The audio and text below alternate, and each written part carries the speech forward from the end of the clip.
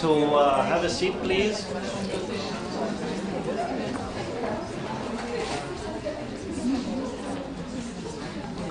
All right. So welcome everybody for the public lecture organized by the European Muslim Network, Kyle, and us here, the Research Center for Islamic Legislation and Ethics, and the Euro-Arab Foundation here. It is a pleasure to welcome everybody, and my name is Ibrahim Al-Zayyat. So this is Noura here on behalf of Noura.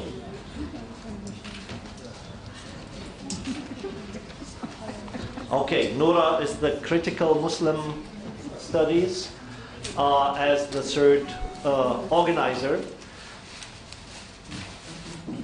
It is a special moment to be here in Granada, where we had different activities coming together. So it was a one-week program, a summer school that has been organized on Islamic critical thinking, ethics, and sensitive contemporary issues. We have the European Muslim Network's annual meeting that is happening here as well, in a place that is of relevance to Muslim presence in Europe. This session now is going to be a session discussing issues of relevance, imagining the future, politics, power, and the state. And it is my utmost pleasure to introduce to you the speakers of tonight, which are Professor Ahmed Alibasic from the University of Sarajevo. He is at my utmost left. And Professor Ahmed is for long involved in the areas of fiqh, so Islamic law. He has studied first in Kuala Lumpur in Malaysia, and has been the first director of the Interreligious Institute in Sarajevo. And most recently, he is one of the editors of the Yearbook of Muslims in Europe that is published by the University of Leiden and the Journal of Muslims in Europe.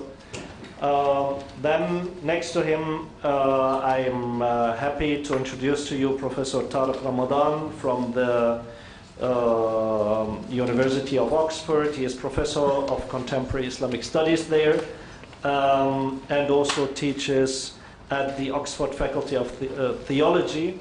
At the same time, he is a visiting professor at the Faculty of Islamic Studies in Qatar and University of Malaysia, and some other responsibilities in addition.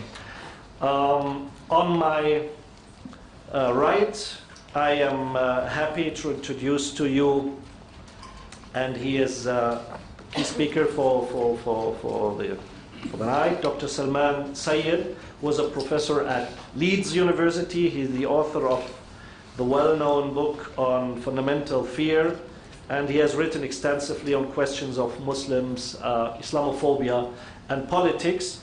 And last but not least, on my very right, and this does not create the impression that he is right-wing, he is Ramon Grosfoguel. He is a professor in the ethnic department at UC Berkeley's and research associate of the Maison des Sciences de l'Homme in Paris. He has as well published extensively on international migration, political economy of the world system, and decolonial studies. We will organize the evening that way. I think we need to close latest by, if I'm not mistaken, by 8:30. Do we have? Yeah? Okay, that's fine. So we will start with a 10-minute keynote speech by each of the speakers, and then we'll open up into the public to have First, a quick discussion between the speakers and then open up into the audience. May I invite now Professor Ahmed Alibashich to start, please. Thank you very much, Mr. Chairman. Good evening and salam alaikum, everybody. The topic is indeed a very broad one, and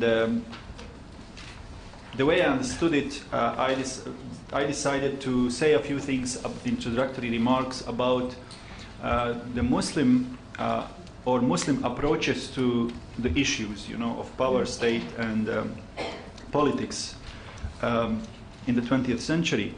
To start with, Muslims believe that all the prophets came with the same message.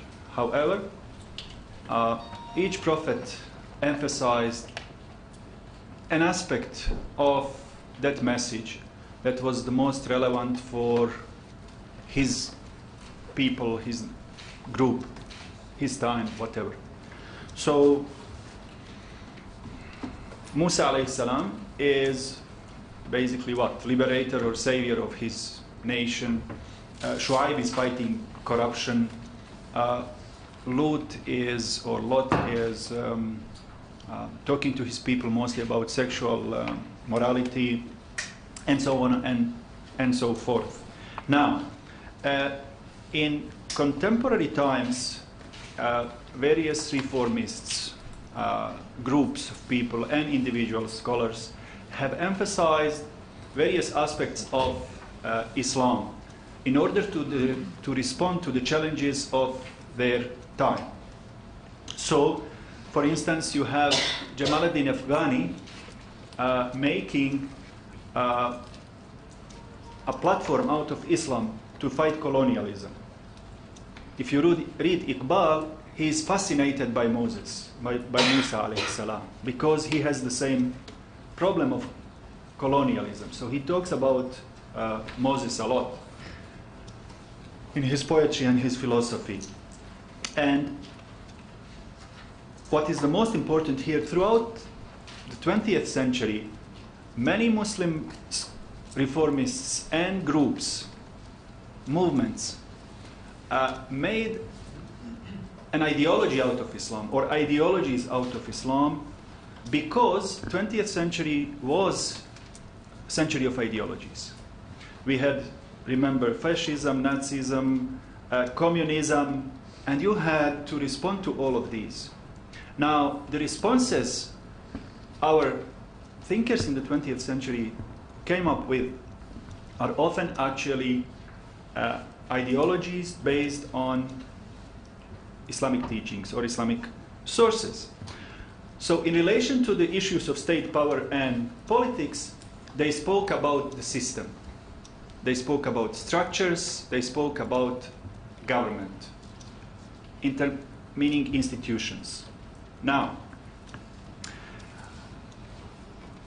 when you read some of those things today, or when you rather give them, because some of us still remember those times, and what they wrote resonates with us. But when you give that literature written, let's say, by Maududi or any of those people, to young generation now who don't remember pre-1990 world,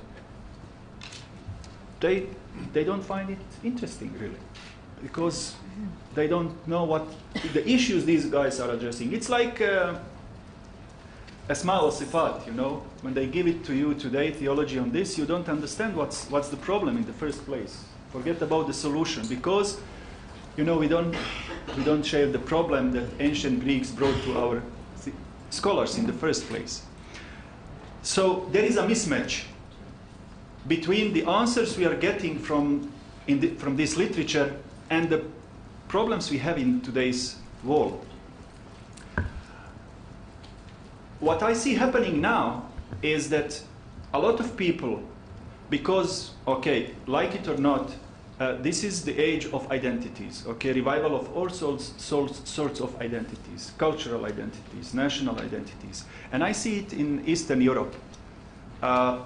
Islam is, first of all, Bosnian Islam, or Albanian, or whatever. you know. And there is a recent research about Bosnian Muslims in Switzerland. When they are asked about Muslims and Islam today, they respond very often, yeah, we are Muslims, but we are Bosnian Muslims. So we are first Bosnian, then we are Muslims. So what you see here is actually trying to nationalize Islam, to traditionalize Islam, to make Islam first and foremost kind of cultural identity. And that's something I don't like, really. Because I think that's to me, it's burying the religious part of Islam. And that's actually the way to make it irrelevant as religion, okay? As a system of symbols, as this and that, you can, sure, that's going to resonate with that group of people, but it's going to make Islam irrelevant universally to many people.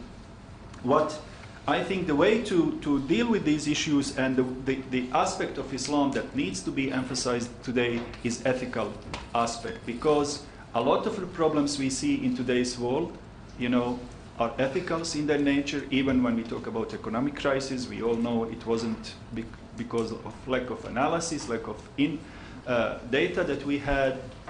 It was actually, in essence, it was ethical failure.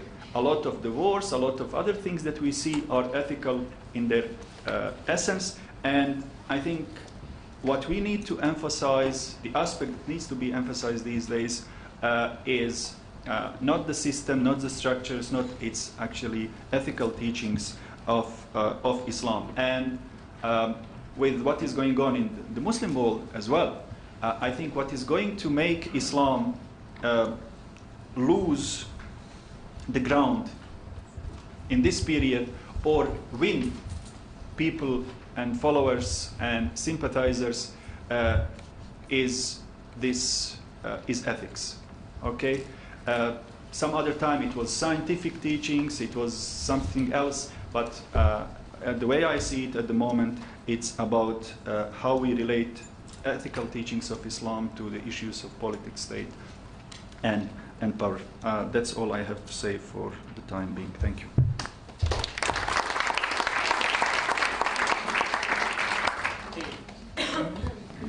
Thank you very much, Professor Ahmed.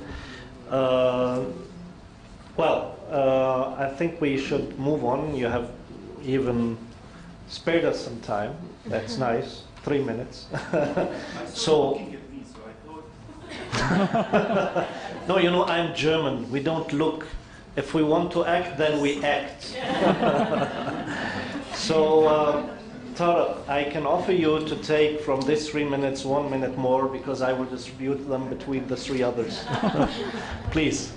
Okay, Bismillah ar-Rahman ar-Rahim. Thank you. And once again, I want to, as we have this final public panel, want to thank the Critical Muslim Studies for, because they have been here for now 2 weeks, and they have been instrumental in having us here this year as Kyle and the European Muslim Network. So I want to thank them for that, and thank them for organizing this, because without them it wouldn't have been possible to do that. And then also to thank the people who came from Kyle and came from the European Muslim Network, and all the students who are here and came as participants, and I think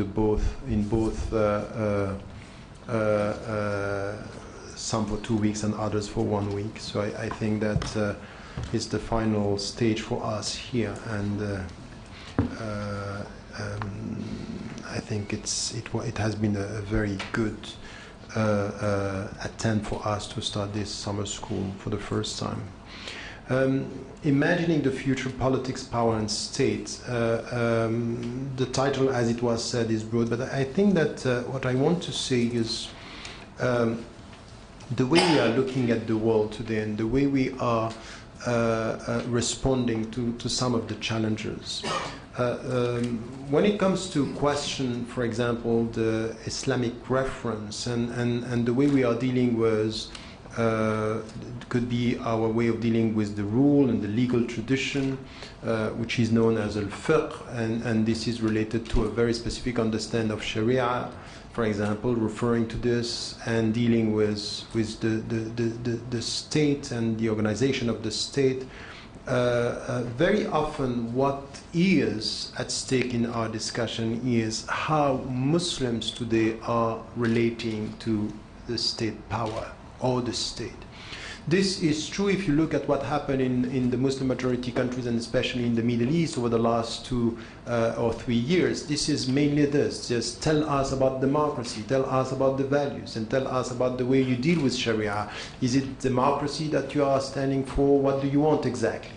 It's as if this was the main question. Now, if you come to the West, you will see exactly the same, that Muslims or Muslim citizens in the West, they have to answer about the relationship with the state, with the power, with do you abide by the legal or the legislation of the country, that this is what you have to do, and then you have to show how much you are abiding by the law and being the democratic processes. And mainly your question about this, and behind this you have some cultural question about your identity and all this, but once again, the identity is, as it was put, is are you first a German, are you first a French, are you first a British, are you first a Spanish, or a Muslim?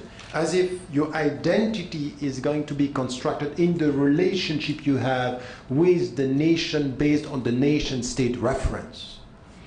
And there is something which is paradoxical and problematic, is that the Muslims, through their legal tradition, would be the first to jump on this, thinking that these are the right questions to ask. And this is what they have to respond.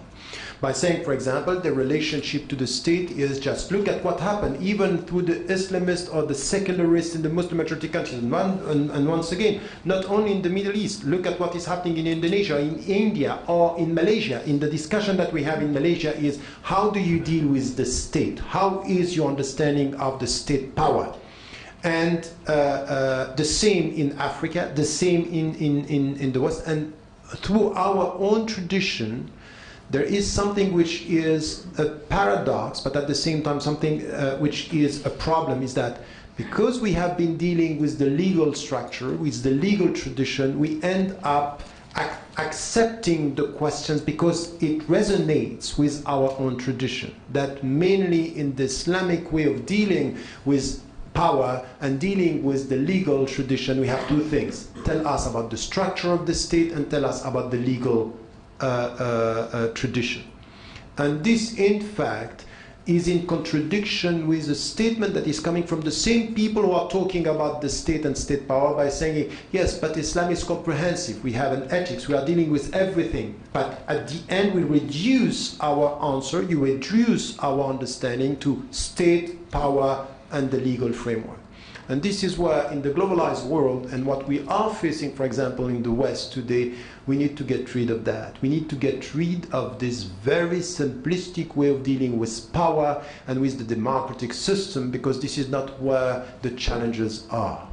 It's, in fact, something which is, we are putting ourselves in a box which is put to us through the questions that we are addressing, but also the way we are looking at ourselves. So this is where I would say that our understanding should be, once again, I would take two examples in the way we are to deal with the future. There will be, in my view, no real future as to the Islamic reference, as to what was said, as a source. So coming back to the Quran and the Sunnah, but not only, as values and principles when it comes to ethics, and as objectives, is which type of idea we have about what is a human being, what is the concept of human being. And when I'm asked about Islam, and some people are saying Islam is a way of life, I say it's deeper than that. Islam is a concept of death and life, more than specifically a way of life. Way of life is a consequence of the concept of death. And I say this as a starting point of everything, a concept of death before being a concept of life, which is the way you look at life. And by this, when I'm coming to this, I say this is where we have to understand that we need to tackle all the centers of power. And the centers of power are not only the state. It might be, in fact, that we are misled by the state power, because we don't talk about something which is, by the way, coming from this very old secularist tradition, by telling you, in fact, there are two authorities and two powers, which is religion and state. And we are now underestimating something which is beyond everything and that we are witnessing today, which is anything which has to do with economics. And it's not new, it's very old. The Marxist tradition put it right when they said, look, you can keep on talking about the state if you don't talk about economic power and what is behind economic power, which is where we have to come. We're not going to make it. It appears as something which is simplistic, but look at what happened over the last 3 years in the Middle East, for example. Look at the way, in fact, the Arab Spring was portrayed to people. And you can see that it was not only coming from the West, when we are talking about the people, are you for democracy and all this. Two problems were in front of us. The first one was that the economic side of the equation was completely absent from our analysis. It's about people for justice and freedom and dignity, not understanding the dynamic was mainly economic. Socio-economic as to the people and economic as to the states. In fact, this is where. And if the people were thinking that, for example, in Egypt, the state was freed, why? In fact, when we speak about the army in Egypt, it's 30 to 40% of the economic sector. They are controlling the economic sector. They were not going to leave it like this. So the first thing is the way we deal with the state, even in the West, for example, we don't understand that, in fact, the reality of the democratic processes are completely marginal as to the reality of the way the countries are dealing with, for example, the Muslim presence now on the economic and the socio-economic side. In fact, going as far as, because there is a lack of economic vision for the future, to Islamize the socio-economic problems. And we Muslims are the first to accept this by saying, yes, there is a problem, and to shift from having a discussion on economy and justice and social justice to the Islamic problem, the question of Islam within the society. And then if you are not going to come to something which is a deep critique of the economic system linked to the understanding of the state power, we are not going to make it. And I think that this is where we are trapped through our tradition, the legal tradition, to come to this. The second thing that we saw in the Middle East, but we can see this in Asia, you can see this in Africa, and you see this now in the West, is something which is reducing our understanding to the national struggle. Which is right. You can't compare what is happening in France with what is happening in Germany or in Britain. You can't compare as to the discussion on the political side, on the way you deal with secularists, for example. But in fact, we have to be very cautious not to end up being nationalistic in our struggles. It's just to come and look. The Arab Spring was a projection. There was no spring in the Arab world because the Tunisians were dealing with Tunisia, the Egyptian with Egypt, and every country and every people with their own country. So, in fact, the only way to succeed for this was a transnational movement. There was no transnational movement. There was concomitant nationalistic struggle, but not transnational. And this is why we are, in fact, dealing with something which is a vicious circle. Last point that I wanted to add to this is that we can't come to the relationship to the state power and the future if we don't deal with the dominant culture. And the dominant culture is not only about economy. The globalized world is not only about the global economic system. It's the dominant culture. And the dominant culture is the way you deal with human beings, the way you define the concept of human being, the way you define even the system about, for example, things that are very simple is consumerism, it's art, it's entertainment. This is very deep, and I think that if you don't get this, that in the Muslim majority countries, in Africa, everywhere there is a dominant culture that is or has an impact on the way we are putting our resistance to the system. It's not going to, if we don't go deeper in our understanding of this, we can come with ethical answers, but we are not touching the psychology, the mindset, and the deep understanding of what are the challenges to this. So the three things is the state is not the ultimate power center, is that there is a cultural question here which is very important, and all what we had about decolonizing the Muslim mind, for example, from the cultural alienation or for the economic domination or from the state power, this is something that we have to come with a comprehensive approach, which is not today the case. And I would say the problem with the Muslim conscience today and the Muslim intellect today is that we are falling into the trap because the way we read our legacy is mainly about state, structure, and law. And if you come with state, structure, and law, you fall into the trap by people telling you, deal with the state, deal with the law, and deal with such a power. And we are not having a comprehensive, holistic approach of all this point. And I would say that the future for Muslims is to reconcile themselves with the true tradition, which is starting point with the concept of human being, the concept of death, the concept of culture, and the concept of the economic system. All this linked to the state power. Thank you. Thank you. Thank you very much, Professor Tarek, especially also to be within time. So I will directly move over to Dr. Salman Sayyid. I can assure you he's not from the Italian mafia. This is plain medical reason that he keeps his glasses on. So please. Thank you. Bismillah ar-Rahman ar-Rahim. It's an impossible but very necessary task to talk about the future. It's impossible because I don't think anyone can actually know what the future is going to be. But it's necessary because without having some idea of the future, we don't really know which direction we should be going. And I think this tension is really what binds a lot of what we are actually trying to do as Muslims, as decolonial activists, as decolonial thinkers. In this task, I think there's two components to thinking about the future. There's the task of clearing, and there's the task of dreaming. We need to clear so that we can actually think clearly.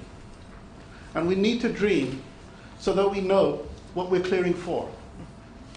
And both of these things are necessary.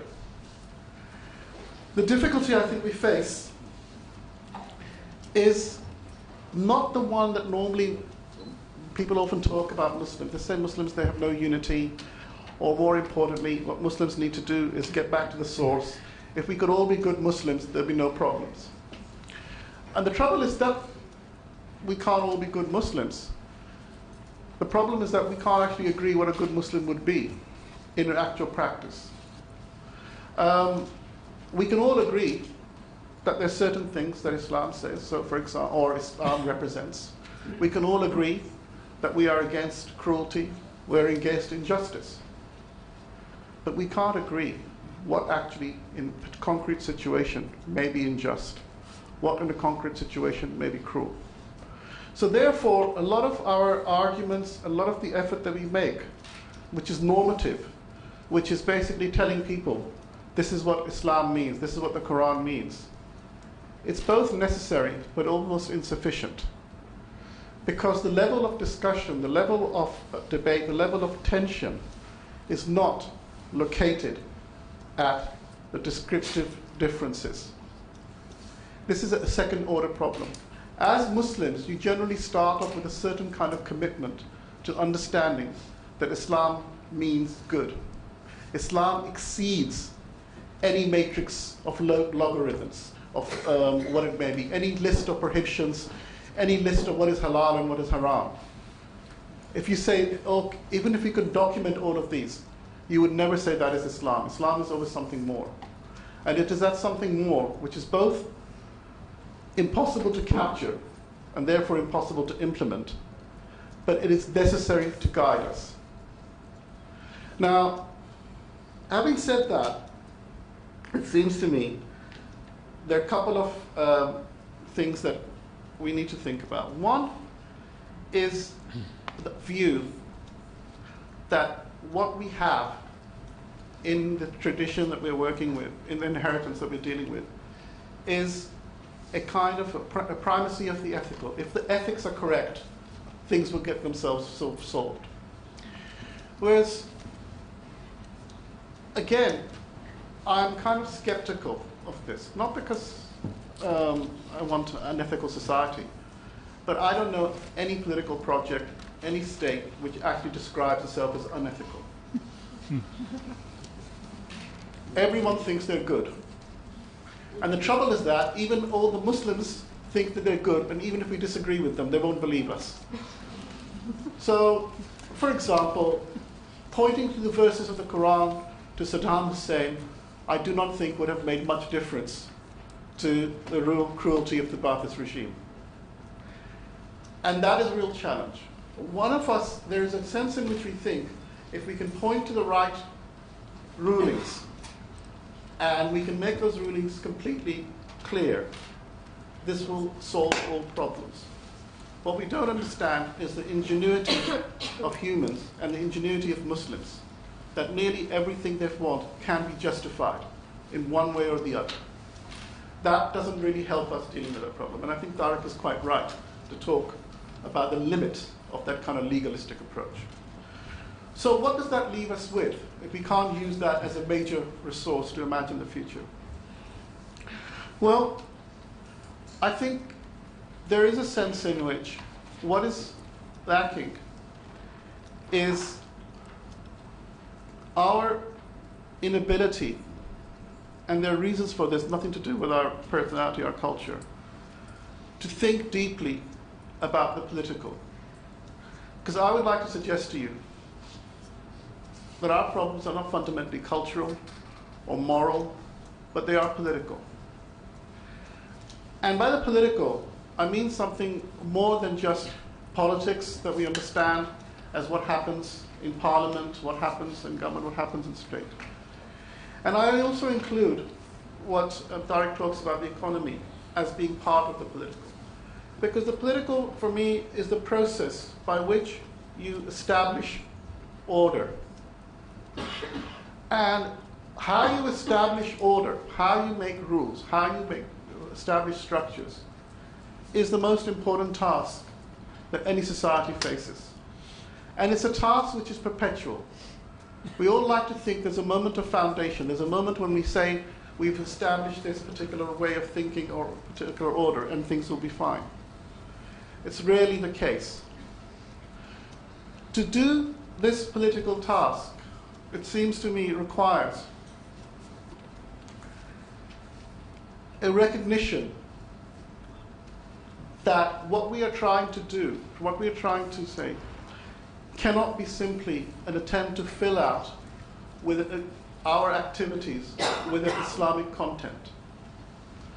I think we have seen many attempts and many projects to try and produce Islamicized solutions. There's Islamic economics, there's Islamic anthropology, Islamic everything. By adding a prefix to Islamic to something, you don't really do much with it. And this is one of the limits that we have of understanding Islam simply as a normative set of impulses. I think when we talk about Islam, it's important for us to understand the entire historical sequence that it ushered in, and think about how previous Muslims have put together social arrangements, not just through their writings and what they imagined, but in actual practice. So looking at, for example, the legislation, not through just what was legislated, but looking at the records of autonomous courts, the kind of moves they made to try and ensure justice. Behind all of this is the recognition that what makes something Islamic is not a particular content, but a particular horizon. And it is the recovery of that horizon that is really important. I think both the speakers mentioned, that one of the biggest threats and one of the biggest problems we face is one of nationalism. And the nationalism has permeated the entire all our consciousness. The other threat, which is right behind us now, is happening right before us, is a sectarianism.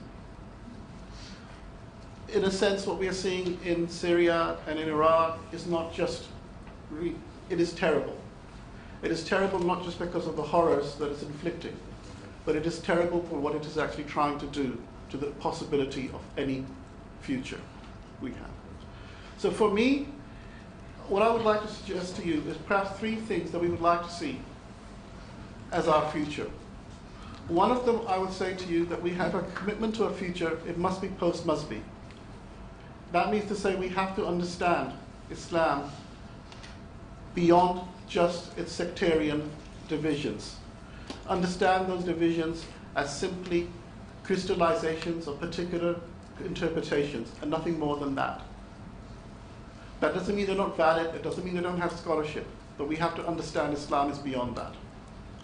Secondly, I would suggest to you that we need to understand Islam as post-national. It is not that we have to see that the biggest threat to the control and regulation of Muslims right now is the attempt to dissolve any notion of the Ummahtic. This is being done in Muslimstan, it's being done in where Muslims are minorities. The first solution any government has when Muslims are restless is to appoint a national imam. And this has been the practice for a long time. And we have to try and remember, however difficult it may be, that we need to be post-national. If you believe the post-Muslim and you believe in the post-national, then I'd like to suggest to you the final thing is this, that we have to have a future in which diversity is actually inscribed in its very essence. I would like to see in the future a panel like this reflect the audience, and the audience reflect the Ummah. I'll just stop there.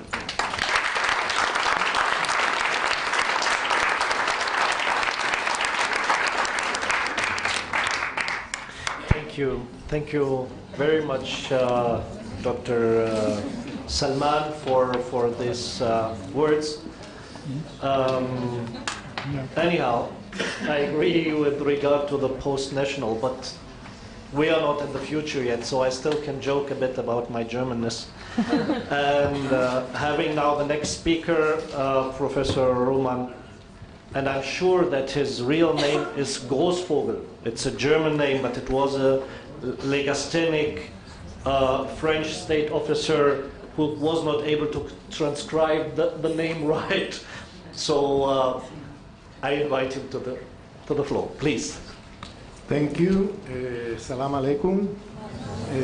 I'm glad to see the family back together. I'm saying the family that began meeting the first 2 days, then we split, and then we're back again.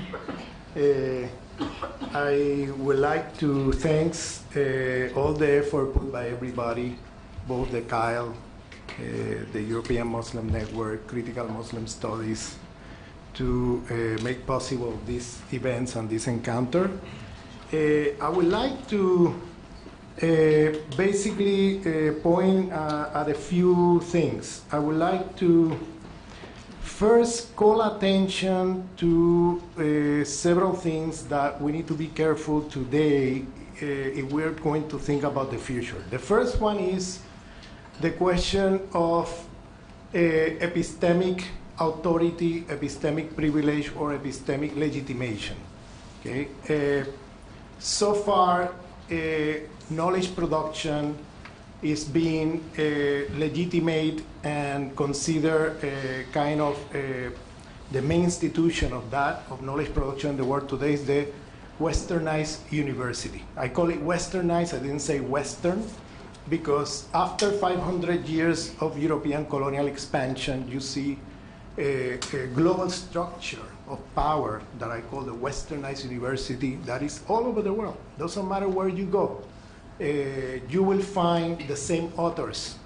You go to a classroom in sociology, you find the same authors. You go to a classroom in anthropology. No matter you're in New Delhi, no matter you're in Buenos Aires, Dakar, Paris, New York, London.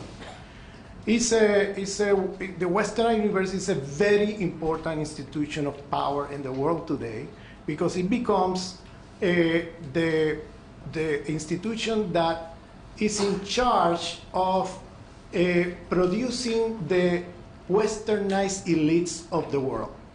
And when you go at each of these classrooms, you're going to read fundamentally, and this is amazing when we think that we're in the 21st century, males of 5 countries. You're going to read Italians, French, Germans, British, and Americans. Males, okay, not even women of those 5 countries, okay? If you go to any westernized university, you're going to read, depending on which discipline, the names change. But you will see that the nationalities are repeated. And there is a history behind it that has to do with a history that's buried in history, okay, that we don't talk about, that is constitutive of these epistemic structures in the world today, okay, that give epistemic privilege to Western men over other thinkers in other parts of the world, okay, or other critical traditions of thought, okay. Not even women of these 5 countries that are producing knowledge in these 5 countries are even included as part of the canon of thought in the westernized university. So we're talking about structures of knowledge that I prefer to call epistemically racist sexist, okay? Epistemically racist because they inferiorize the knowledge of any other critical thought of any other part of the world, okay? Including what we call Europe today, including other parts of Europe, okay? Because there are, even in that, what we call the West, is not even fully included there, okay? When we think that it's only 5 countries, the one who monopolize the authority of knowledge in the modern colonial world. This has a history that I spoke to somewhat in the first lecture I gave, because this is related to the 3 genocide epistemicides of the long 16th century, no? The colonization, the conquest of Al-Andalus, fundamentally against Muslims, but also Jews. Only a few blocks from here, in Plaza Birrambla, they burned the library. Cardinal Cisneros burned the library of Granada with more than 250,000 books. Okay, it's Plaza Birrambla. It's a few blocks from here. Okay, and there they burned 250,000 books. It's important to say that Cardinal Cisneros went together with some people we might call Uncle Toms today, that were together with the colonizers that read Arabic, and they were selecting some books that they will consider useful from the point of view of science or technology, okay? Because at the time we need to acknowledge and know, for reason I explained in my first lecture, that Islamic civilization was way more advanced in relation to questions of technology, science, philosophy, you name it, at the time, vis-a-vis Christian Europe. And so they picked those books out, and those books who passed through the networks of the church ended up in the hands, later on in the 16th century and 17th century, of many Western scientists, including someone like the great Copernicus, who, by the way, took a lot of his ideas from the school of Baghdad that 600 years before has already demonstrated the center of the universe, not the earth, and the earth goes around the sun. The school of Baghdad, 600 years before, have already demonstrated that. So look at how then, in this Western colonial expansion, you have a structure of the West and the rest, where the West constructs itself as superior to the rest, and as part of this global hierarchy of power, you have this has consequences over knowledge production, because then knowledge production is centered fundamentally on authors that are fundamentally Western males, okay? And then you have the split between North Europe, South Europe, in which then even the Iberian Peninsula, who began the European colonial expansion in the late 15th century, got subalternized inside Europe and expelled from the authority of knowledge. And you have Immanuel Kant later in the 18th century saying that rationality is north of the Pyrenees Mountain, in the white man north of the Pyrenees Mountain, his anthropological writings, and saying yellow man, black man, red man have no access to rationality, and people in the Iberian Peninsula are contaminated with African, Muslim, etc., ideas that are completely out of the reach of rationality. This is Immanuel Kant, the great Enlightenment philosopher, etc., etc. Okay, so you see how epistemic racism and sexism is at the center and at the core of the formation of the epistemic foundations, okay, of the modern colonial world and of the Westernized university, because then in the 18th century, when the Humboldtian Kantian universities formed in Berlin, the foundation of knowledge is fundamentally based on Western men of these 5 countries. And they're going to inferiorize the rest, okay? The rest of the world are going to be considered inferior. That history of appropriation and borrowing from Muslim civilization, other civilizations, is going to be buried in history, and they're going to claim that the originality of science, originality of knowledge, etc., is going to come from Western men. Okay? The rest of the world becomes practically inferiorized relative to that. Okay? So you have then this is related to these 3 genocide epistemics I mentioned: the conquest of Al-Andalus, conquest of the Americas, where indigenous people, African people, were colonized in that process, and the burning alive of thousands of women in Europe at the same time in the long 16th century, accused of being witches. Who were these women? Indigenous women from Europe that have knowledges that were indigenous to or aboriginal to European history, and that were being passing this knowledge from in an oral tradition from one generation to the other. There were no books there. So what happened was that then you have Cisneros burning books here, then you have Hernán Cortés burning the codices in the Americas of indigenous people, and then you have, at the same time, in the conquest of women, burning women alive. They have no books. The books were their bodies, and they burned them alive because they thought they were accused of being witches, etc. No? Here you have 3 events, genocide, epistemicide, in the 16th century, that are at the core of the formation of the modern world and of the epistemic structures of the modern world that are going to be patriarchal and racist.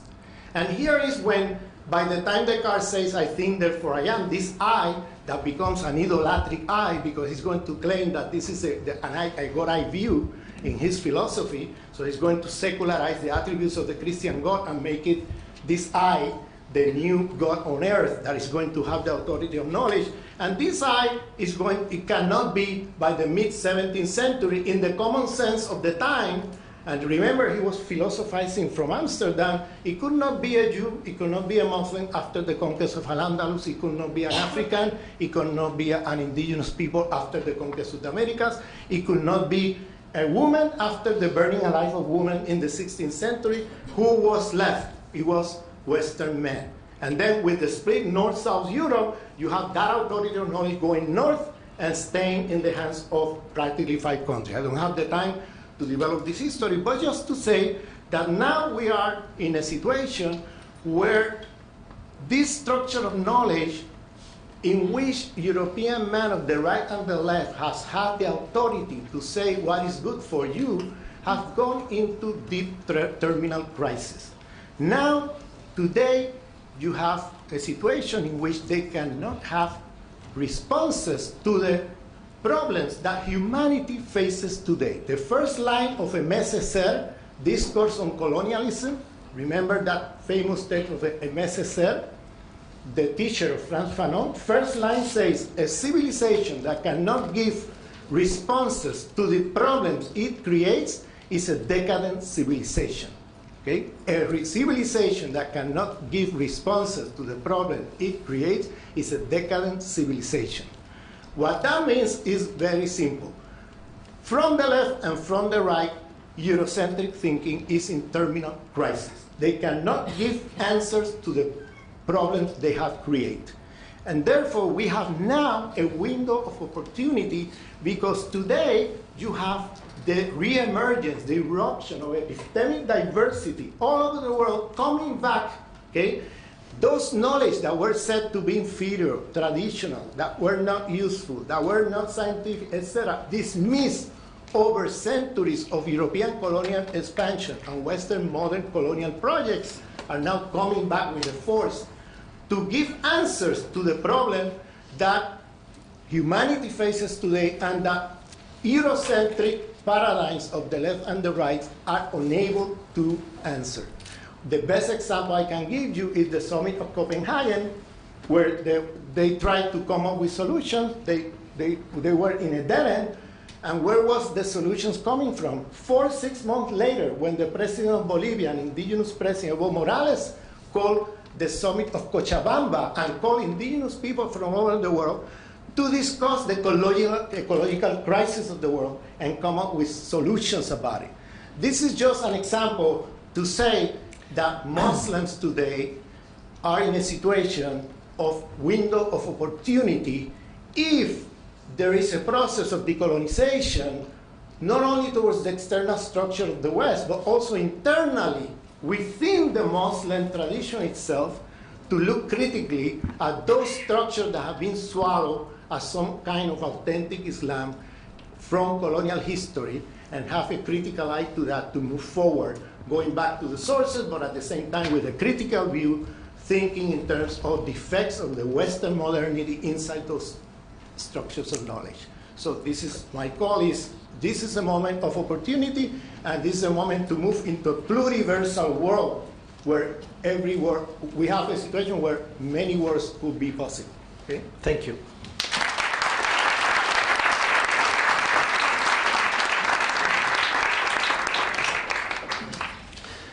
Thank you very much. I found out that you have some German origin, so you got 2 minutes extra. But looking into what has been said, especially taking into consideration also what has been the wish of Dr. Salman to mirror the audience in on the speaker's level, the issue. Imagining the future politics, power, and the state, we find that within many of the Muslim structures, there is a huge issue of gender imbalance and the issue of women's empowerment. So I just want to ask all of the speakers to elaborate a bit on that, why it is like that and what could be done on that. The second thing that came out of the presentations with regard to ethics as a future, as it has been described by Professor Ahmed in the beginning,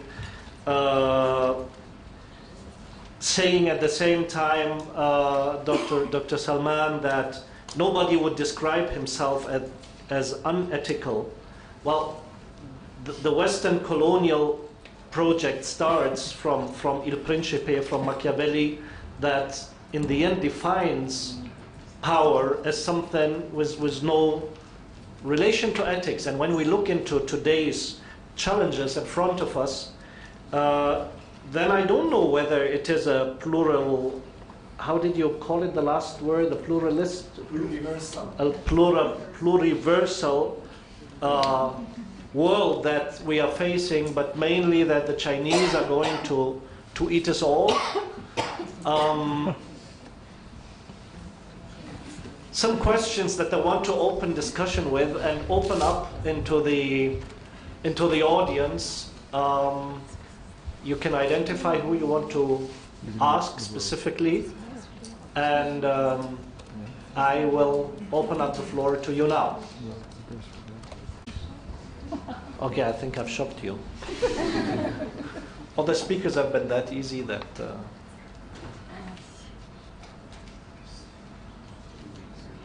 Okay.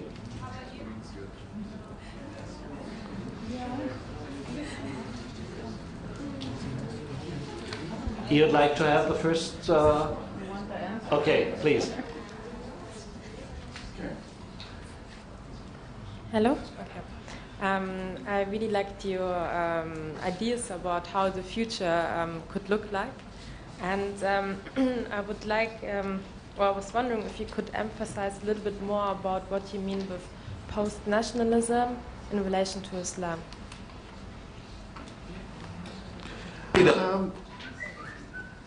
Very. I think that answers everything I have to say about post-nationalism. I think what I mean is something that I think we are very acutely aware of, but we don't have often the vocabulary to express it. From my understanding, the world ushered by the revelations, by the return of the prophet, isn't nationalist in the way that we understand nationalism. So, but the point is that we can't simply talk about Islam without nationalism anymore, because we've had that experience of being divided. We've had the experience of the emphasis of nationalism, and not just in terms of passports. Everyone in this room, nearly everyone in this room, has a passport. And that passport...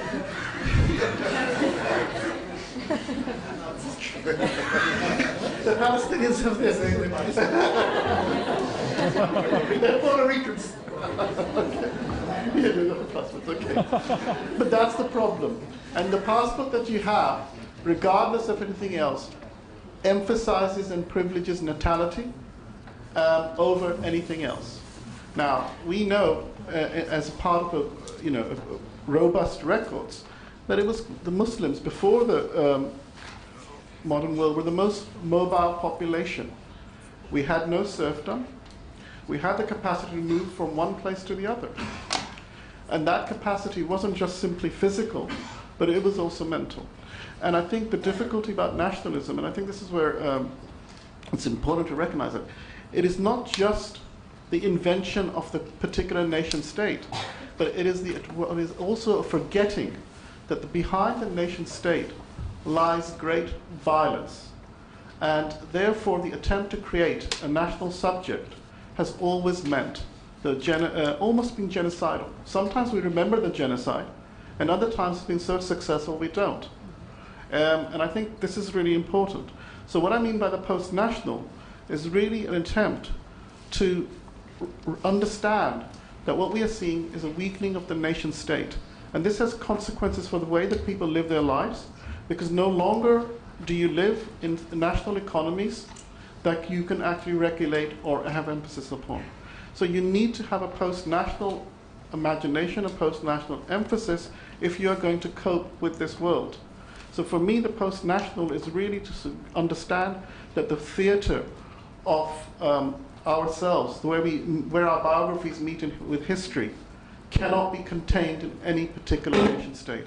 And if any attempt to do that, I would suggest to you, undermines the possibility of Muslims in the future. That's what I mean by the post-national. I don't know if that helps. Thank you. Can I just add something to that? Or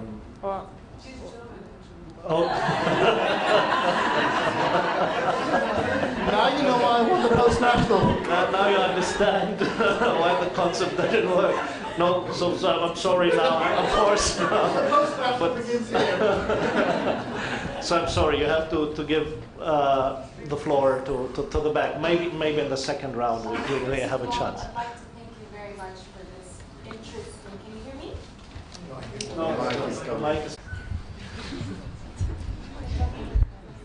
Yes. I'd like to first of all thank you very much for this very interesting, thought-provoking summer school of 2 weeks. Can you hear me?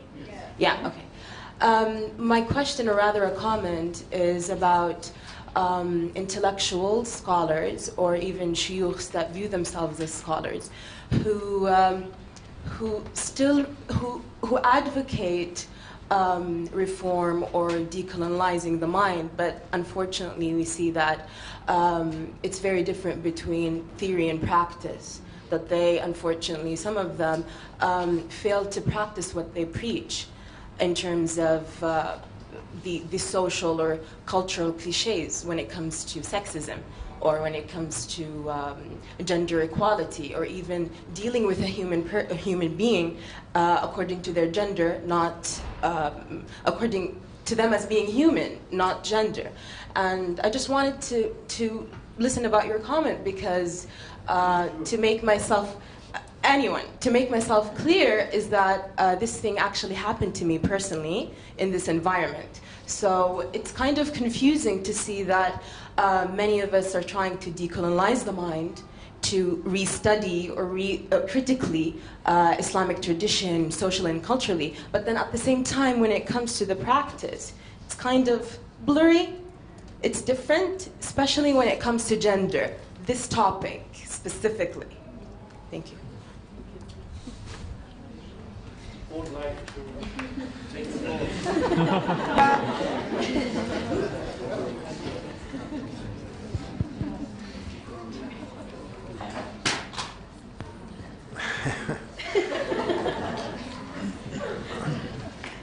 I don't know if you are referring to what happened during these 2 weeks here, but I think we have to differentiate between two things. The first is what I really think it's critical, and we have to go for that, which is a really deep critique of first rereading and critique of the Islamic tradition, and have been trying to be involved in this, and also acknowledging the fact that you have some scholars who have been trying to do this. And I think that as much as I can say Islam has no problem with women, I think that Muslims have and scholars have, and that we have to come to the legal tradition to be critical, and then also to go as far as, and what I think it's critical for me, I really think that women Muslim scholars will have a different take on the scriptural sources that we have as men.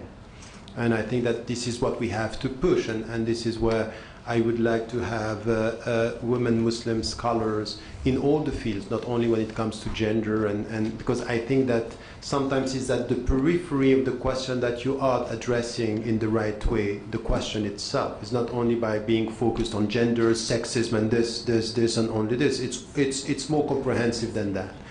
Now, do we find that some have, in theory, good thoughts, and in practice they are not? I'm quite sure that this is the case. Now, you also have to be cautious as to sometimes when we speak about reform and when we speak about the critical take, we may agree on the methodology, we may disagree on the principles. Where do we start? And it's not because we disagree on that it means that the people are not sincere and they are not trying to put things into practice, which is sometimes when I feel with some who are quite tough on the way they deal with the tradition, is they go as far as to say, if you don't agree with me on this principle, it means that you are not sincere with your reform.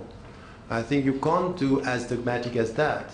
I'm seeing some feminists that are quite dogmatic, and they are as dogmatic as some religious minds in the way they are dealing with the issue.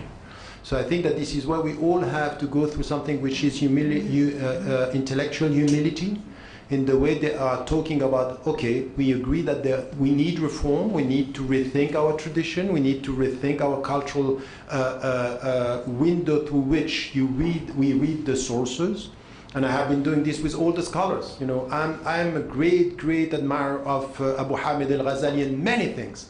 But I would say that on women we have a problem. Tabari, on women we have a problem. Ibn Taymiyyah, on some issues of women we have a problem. So in all the scholars we have to be critical. They are human beings dealing with history and dealing with specific cultures. Now, when I come to this, it's in our discussion, I would suggest to some who are advocating, you know, a rereading, also to be intellectually open to a diversity of opinions as to the sources, as to the way we read the sources.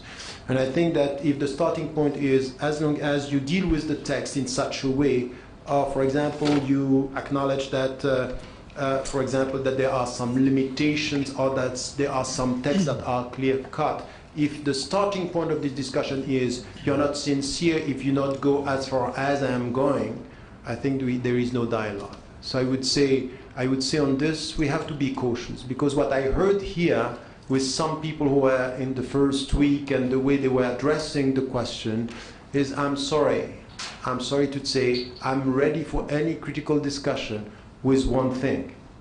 I can't deal with dogmatic, open-minded, progressive people, because they think of themselves that they are open-minded, but they are as dogmatic as some religious people.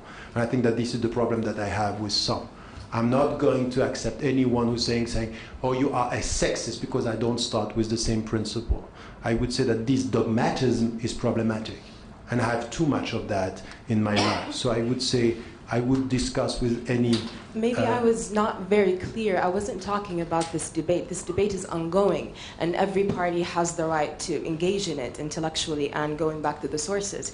But that's not the level that I was talking about. I was talking about a personal level, an interactive level between people.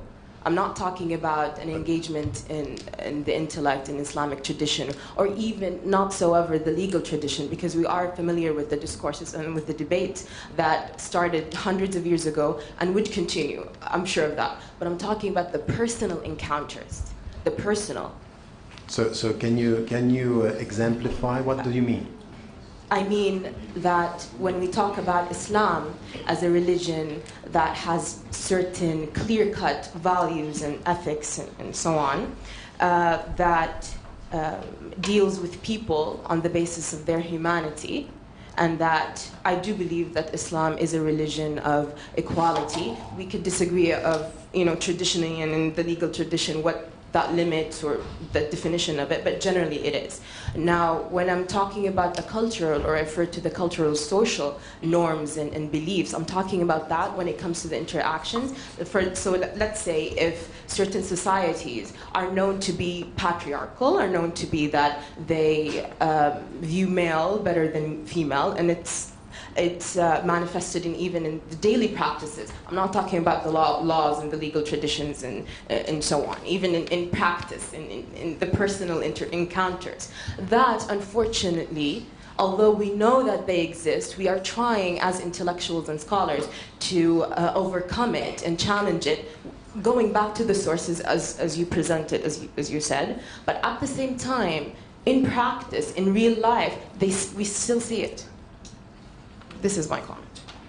Okay, no, I don't have a problem. No, so I would agree with that. I think that we can see this everywhere. We can see this in the intellectual production and in the way we are dealing with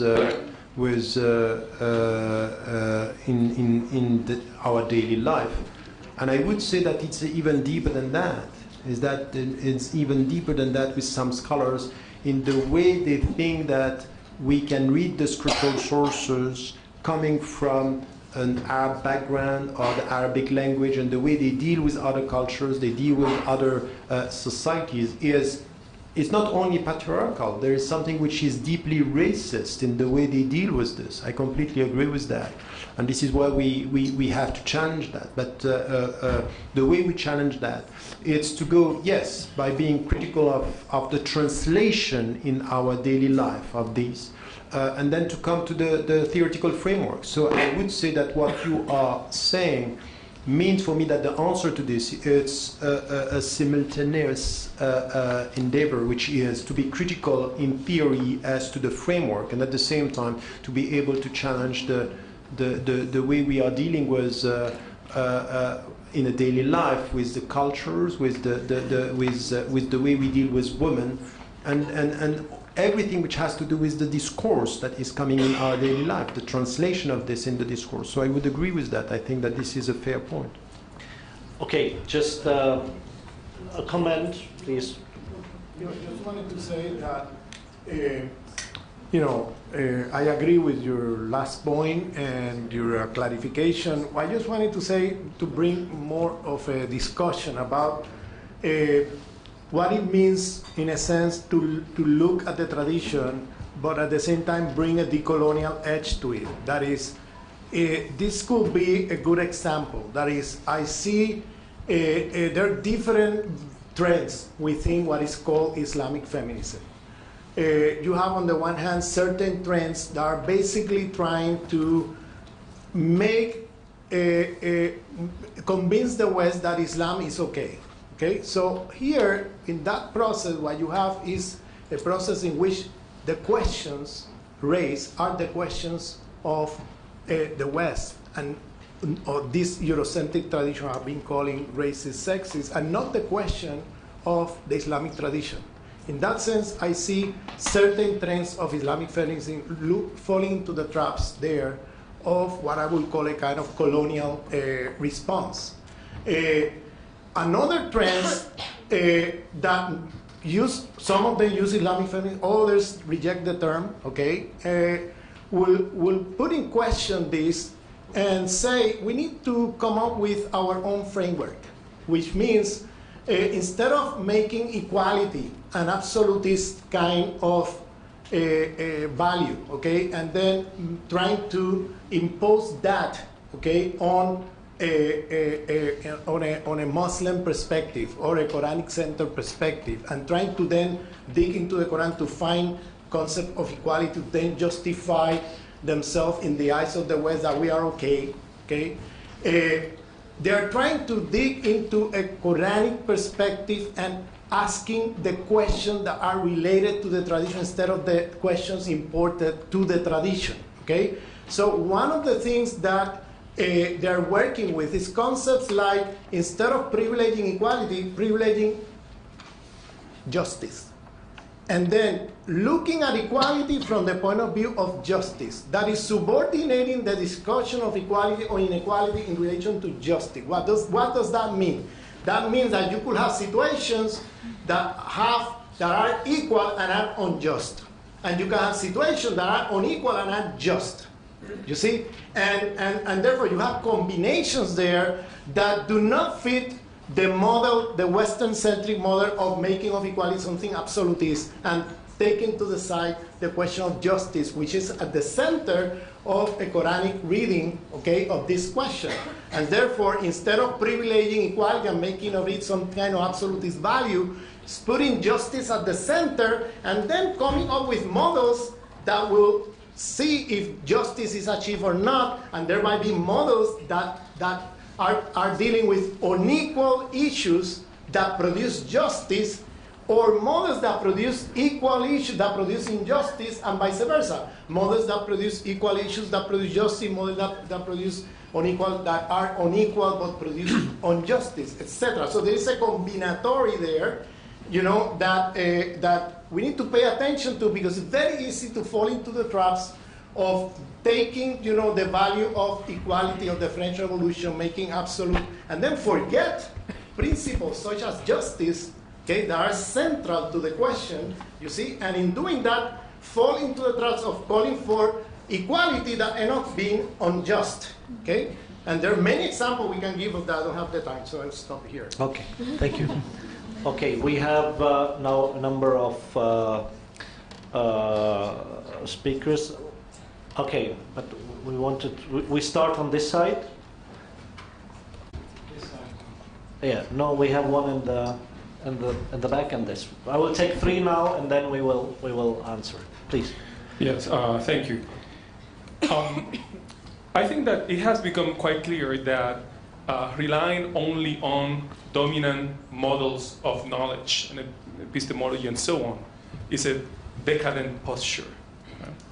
And also thinking that any given paradigm, idea, or posture can provide sufficient answers to the problems that we face is also decadent, right? Being ethics or anything else. If you have the illusion that that will provide the entire range of answers to all the problems, that's also decadent. So I wanted to think about, well, what are non-decadent approaches, both to Western knowledge and also to ethics, right? Taking it that, of course, we have an imperative to expand the horizon of knowledges and recognition of those knowledges. But what would be a non-decadent way of approaching that knowledge that has become hegemonic, a non-decadent one, but also a non-decadent way of looking at ethics? And I was thinking that ethics, in the panel there was agreement about this effort to try to reach a sort of a post-national consciousness. and political intervention. And I wonder if ethics can contribute to developing concepts and ideas that will provide foundations or will provide at least a general horizon for that post-national being. The same thing with the question about diversity, right? That of course it's a political matter, but I wonder if ethics could, without the pretension to solve all the problems that we face, whether it could find useful roles in helping us to validate ideas, come up with new questions also that are not the same question of the hegemonic system. Thanks. Thank you. We go to the very right from my side. Yes. How could we? If you just, yeah. Please. Assalamu alaikum. I just wanted to ask Professor Tariq Ramadan, thank you to everyone for what you've had to say today and during the last 2 weeks as well that we've been here at the Critical Muslim Study School. All of the participants have found it enriching. But the first thing, I just wanted to ask you about you mentioned freedom last time when you were speaking, and I wanted to talk about its relationship, the relationship of freedom to the nation state, and what you meant by freedom, because you said that freedom was central to how you think freedom trumps justice, basically. And I don't know if I wanted to know what basis you made that claim. What did you mean by freedom? Did you mean hurriya, the word hurriya, or I don't know what claim you were making about freedom? And how does that play out in relation to the nation state? Because freedom is central to I would say, the modern conception of the world, the concept of freedom. And it's not clear to me how that's the primary principle, like the primary principle in the Quran or concept in the Quran that we should hold on to, or Islam. Of course, we can have different interpretation. I'm happy to accept that. But I just wanted to know the basis for the claim that you made that freedom trumps justice last time. Okay, thank you. We will take one third intervention or question from the back.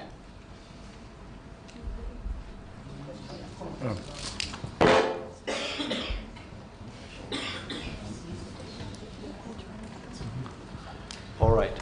Yeah, this is regarding to Dr. Grosfogel's Westernized University. And, so I'm sitting here in this room, I look around, there's a bunch of critically engaged students, scholars, professors. But I always think to myself, regardless of whether, what we're discussing here, we have the Berkeleys, the Harvards, the Oxfords, or whatever. And these are the universities that kind of produce the world leaders or whatnot. So, me, for instance, I'm a political science major at Cal. And I've realized that, the people that I'm studying do come from those 6 countries, the aforementioned ones. So I think, how do we legitimize at a broader level what we're learning here? Because here, it's exciting. There's people engaged in radical thinking. But then how do we bring it to a bigger scale? Because the only thing feasibly that I could think of would be like a full-fledged, almost like revolution, whatever that might mean, And that's the only thing that I can't kind of construct. But is there maybe a more elaborate or some other way that it could reach, a larger scale? Because this room, I think it's fine. I love the thinking, I love the discussion, but realistically, this is not the type of discussion that necessarily happens in those type of universities. And if it does, it's at a very, very small scale. So I just was hoping maybe you could elaborate on that. Thank you. This is a question to the Oxfords, Berkeleys, the Leeds and Sarajevos on this table. All right, so who wants to start? We start with Dr. Salman. Okay, I'll start with the last question. In 1906, Lenin took a boat trip on Lake Geneva and with his friends. And in the middle of the lake, and he sort of turns around and he says, "If this boat sinks, that's the end of the Russian Revolution." And the reason I wanted to say this is that that's about 6 or 7 or 8 people at the time in 1906. And in 1917, there was a revolution. So I don't think we're way ahead of Lenin already, I suppose, as I want to say, we would have a revolution. But more seriously, I think there is a number of issues to do with the fact that right now, there isn't a global counter-narrative that can easily plug into, which acts as a constant kind of challenge to the hegemonic kind of discourse. And that's a problem. It's a problem because you can't even make sense of the world without actually resorting to some kind of version of what is already there. So when we're confronted by the immediate, we're confronted by events, and we're not experts on every event, we're experts on everything. we do not know how to match things that are happening and make sense of them very easily. And that's not just true at the level of news and contemporary and current affairs, but it's also the level of biography. That when we experience difficulties in our life, we don't necessarily have the explanations for them in a way. I think one of the, Zygmunt Bauman once said, and it's very interesting, that in the 40s and the 50s, people used to join political movements. They had to join unions. And the thing with a union was that the more people you had, the more powerful you were. And he said now the dominant way of joining things is Weight Watchers clubs. And the thing with Weight Watchers clubs is it doesn't really matter how many people you have, you still have to lose the weight on your own. And that's the difference between the political and the social in a way. We are now being asked to find, for social and cultural and political problems, there are only biographical solutions.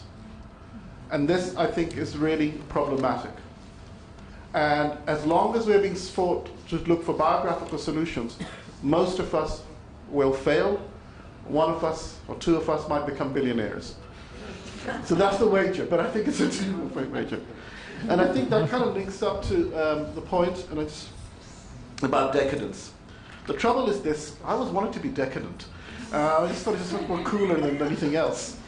But there's a broader point in that, and I think this is to do with a way that I don't actually understand ethics in that way. For example, for me, Machiavelli is a supremely ethical figure. He's not moral, but he's ethical. Because what he's actually trying to argue is this, that if you have a responsibility for governance, then that is your responsibility. And sometimes it may not be important for you to keep your word. Sometimes it may be important for you to act differently. And what he's actually saying is what people were actually doing. And he was actually saying that, there are people do this thing, but they don't actually own up to it. And there's a degree of honesty at the end of the day. For me, the ethical really only makes sense as something which is calling to correct itself, correct something in the name of something else. So in a sense, I would argue that all the prophets are ethical figures, but I would say very few of them, and I have to be careful because they might be misunderstood, are moral figures, including the Lord of Mecca. When he was in Mecca destroying and arguing against the aristocracy of Quraysh, he was actually going against their morality, but he was doing that in the name of ethics, in the name of something higher than that. So in a sense, it's important for me that ethics is understood as this going towards, and that's why I don't feel that it helps us in a precise way of implementing policies, because in a way the ethic will always be possible for us to make an ethical critique of any existing arrangement. And I think what we need now, and this is the thing about the dreaming, is how to stitch things together as well as stretching things out. And this is opposed to talk. The ethics will help us to stretch things out, but the ethical requires us to found morality as well, because ultimately it can always be corrosive of anything. And I think this is why, for me, often we've had these conversations and people say, well, we have to get rid of coloniality, and I agree with that. And then they say, well, if we get rid of coloniality, it'll be the end of evil in the world. I don't agree with that. But I'm happy to just do the work of getting rid of coloniality and its traces, and let everyone else worry about evil. And this is not to believe that once we get rid of the decolonial, all the problems will cease. Once we have an Islamic order that we can all be proud of, there'll be no problems. It'll be the beginning of other sets of problems. And I think we need to recognize all of that in this way. Thank you. Yeah, I wanted to answer the question of Nelson. Okay. In terms of decadent knowledge, I think that one decadent response to Western kind of imperial colonial projects at the epistemological and political level is one decadent way is just to imitate the West. But there is another decadent mode, which is to reject everything coming from the West. And these two forms, I would say they are both decadent because they are both, in a sense, falling into the traps of either you affirm or you oppose, but you are trapped because the questions you are raising and therefore responding are the questions imposed by that project. You're not asking the question of the tradition. So that, what I mean is we need to, in a sense, take seriously the other traditions. In this case, we are here dealing with questions about the Islamic tradition, But we could raise the same question we were in the Americas with indigenous people about indigenous traditions, you know, and it would be the same kind of questions in a sense, because what it means is that we need to look at the kind of questions that are raised by those traditions to then from there see what is there coming from the West that could be useful or not. Instead of rejecting or affirming, instead of imitating or opposing in a binary way, we have to think from epistemic diversity. That entails a new way of thinking the universal, because that would imply then taking the universal as pluriversal. That is, you see in the Western concept of universal as the hegemonic one is basically one, you know, universal, one that defines for the rest, one that basically is the definitory only sole way of thinking about X or Y, okay, without recognition of other possibilities of raising other questions, other answers to different problems. That is, there's no recognition of epistemic diversity, okay? In a process, in a concept of universal is pluriversal, like for example in Islam you have the notion of tawhid, which is difference within unity that allows you for a concept of universal that goes beyond this narrow concept of the hegemonic narrow concept of the West. So I'm saying this because sometimes in the so-called third world traditions, okay, put it on quote, okay, or non-Western tradition on quote, we use concepts like universal, but meaning by that the worst of the universalism of the West, and not taking seriously or into consideration the best of our own traditions. That's what I call colonization from within, that the colonial process is not just that it came and colonized from outside, it's that it hit inside our subjectivity, our traditions, and then we start reproducing concepts that are not from the tradition, you know, that might be similar because you use the word universal, you could find it in different traditions, but then you're using a particular definition that is not exactly from your own tradition, it's coming from the colonial tradition, in which now you go and do politics as walking while preaching, okay, which is the kind of central concept of universal of the West. I have the truth in my hand, and I go to you to convince you of my truth, and I try to do it by persuasion, and you don't like it, and there I come with the army. You see? This kind of concept of universal is really problematic, but the problem is when we start seeing inside some indigenous trend, or some Islamic trend, or some etc., trends reproducing this concept. When in fact, when you look inside those traditions, there are other ways of thinking about the universal are much better, much open to interepistemic dialogues than what the West is providing.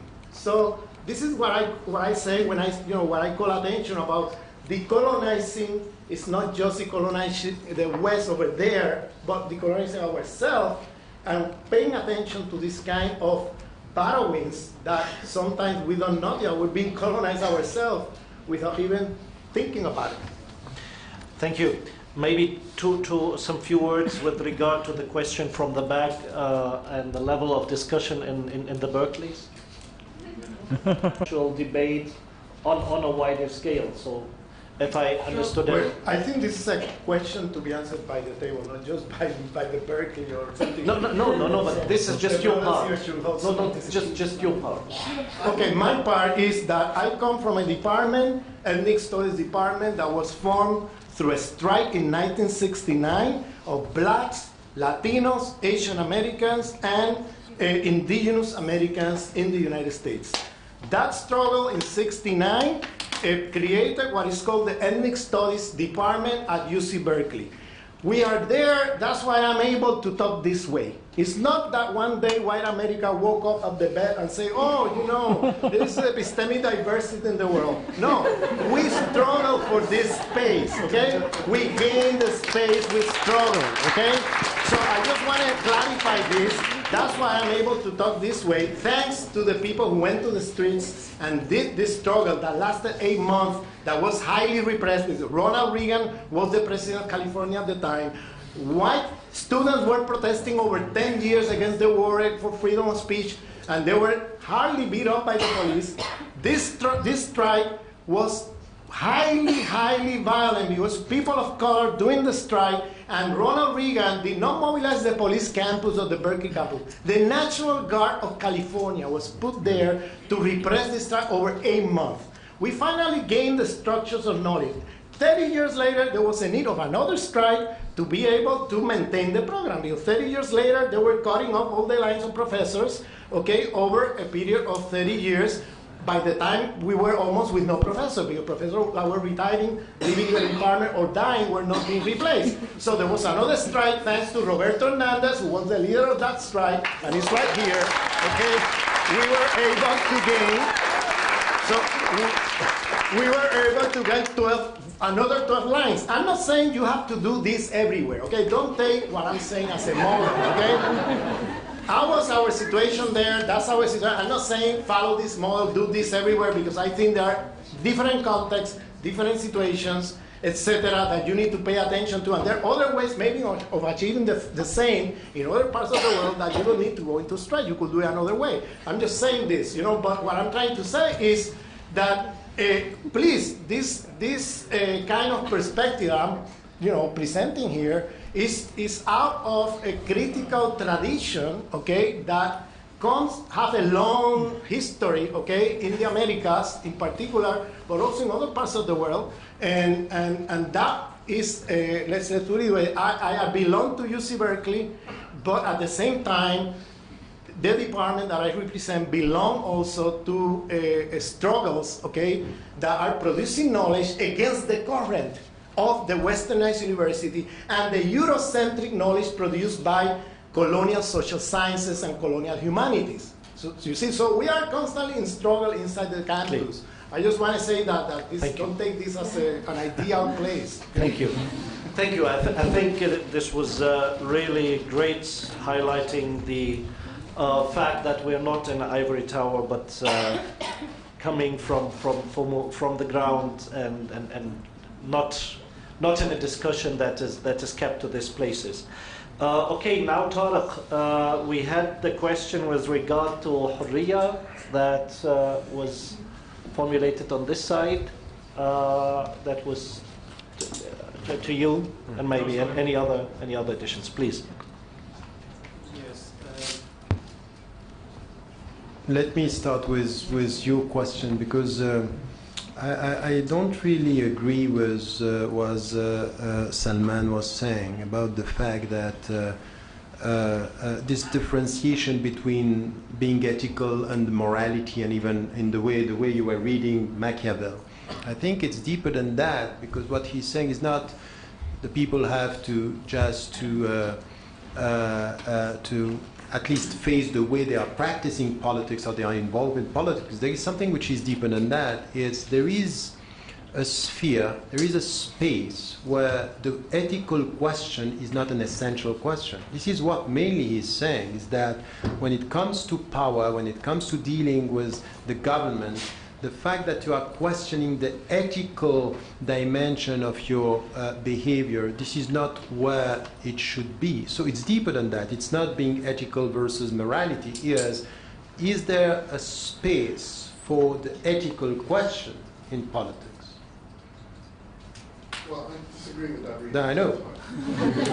I know. But this is why I think that when it comes to dealing with government, when it comes to dealing with politics, this is where, in fact, he's questioning the ethical concern in this field and stating that in this we have to go beyond that. So I would say that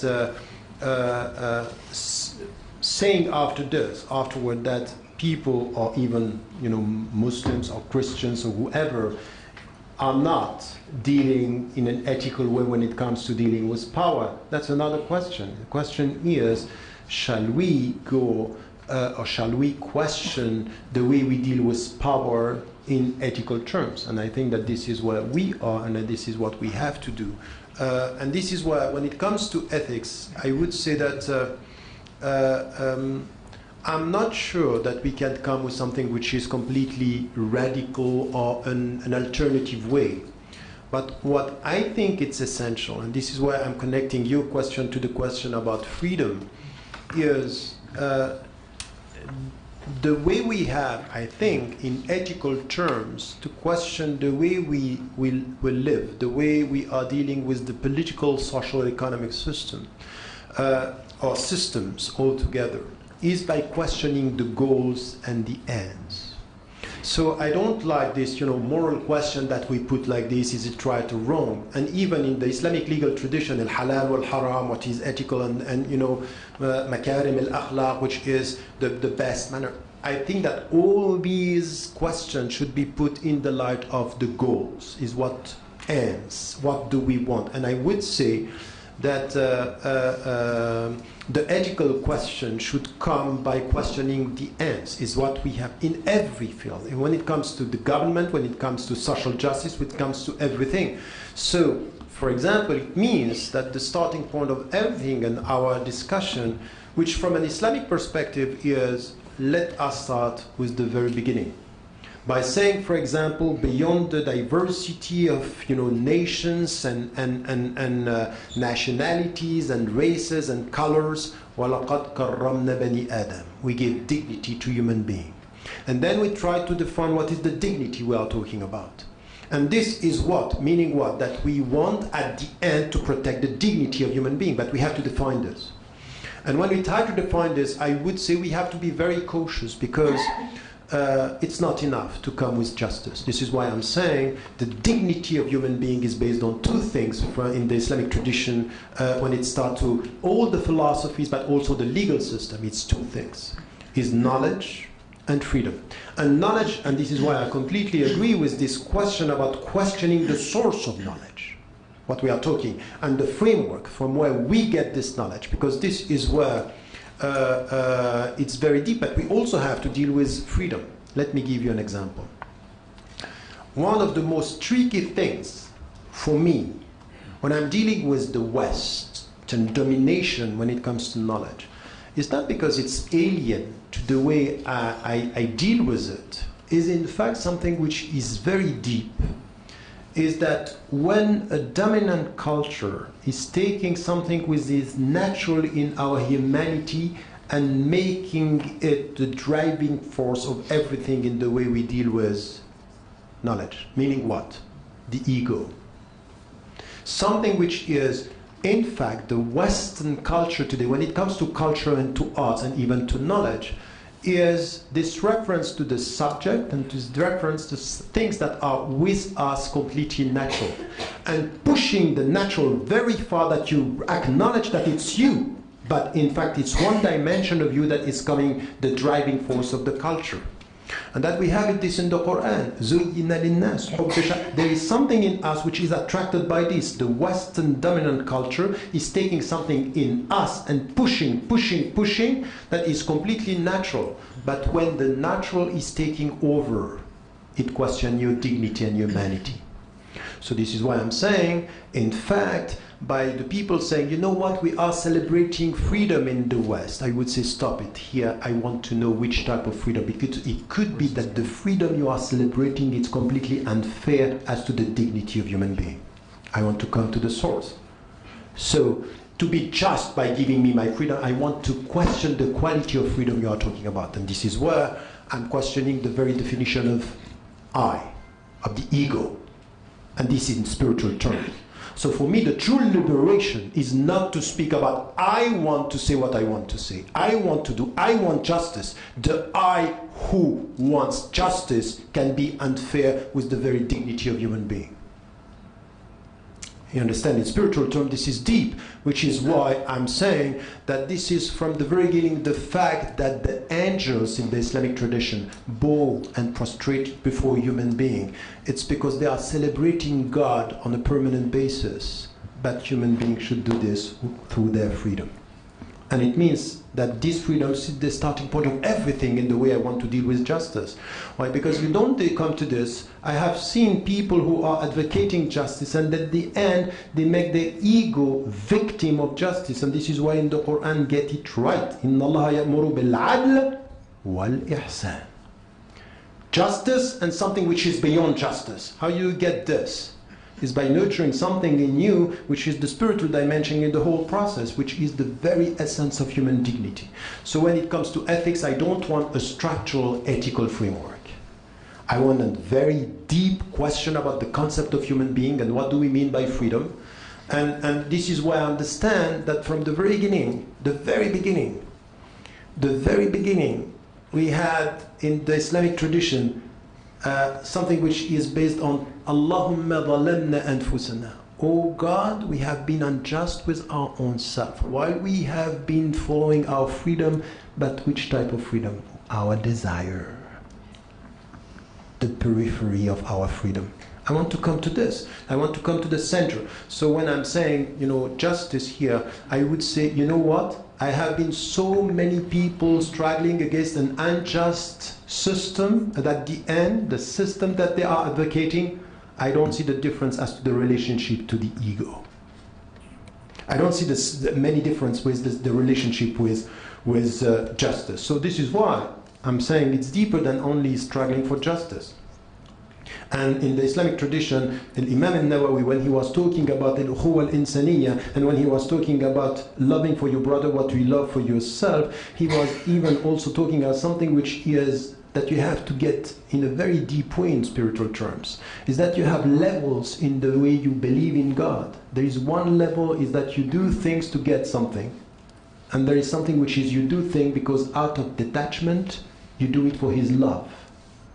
And the starting point of you counting for nothing, if you are so much attached to life that you end up hating death. It's unjust, but the spiritual question here is how much you care about His love beyond your life. This is true freedom, and this is where you start to struggle. And this is not mystical. It's the starting point of this understanding of human dignity. So I'm very scared of all the people who are so obsessed with justice that they end up sometimes feeling that we are victims in the name of justice, while I want to be subject in the name of freedom, which is not exactly the same. Thank you. I will take two final interventions and then give each speaker 1 minute for his final statement. We start on the right and then we come. In relation to some of the points raised, Ramon's always very generous with his words, but I always want to emphasize it was a broad-based collective struggle, very horizontal struggle, of which I was one of many, as I would hope that each one of us here also takes up that challenge, that we all be one of many. And related to that, I would say too, just to the question about practical in the sense of theory to practice, but then also the spaces we engage in. Right, and for me personally, one of the ways in which I try to approach this is that the difficult work, both at the level of practice, but also at the level of each one of us acting on this freedom, acting on these responsibilities, acting on these questions of justice, is about the difficult work that we do from this point to the next conference, to the next time that we gather. How do we carry ourselves in our practice and what we do, both from theory to practice, but also in the ways we engage others, in the ways we take responsibility for what we are trying to build here, and how we carry ourselves from one conference to the next, from one prayer to the next. That to me is where the difficult work of taking responsibility for our own actions lies. Well, thank you. Okay, could we just pass through the micro quickly? Just pass it to this side.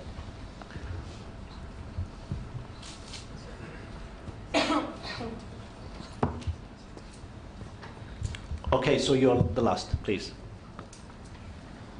Thank you all so much for this wonderful debate. And so I'm going to try my best to formulate this comment/question the best that I can and be clear.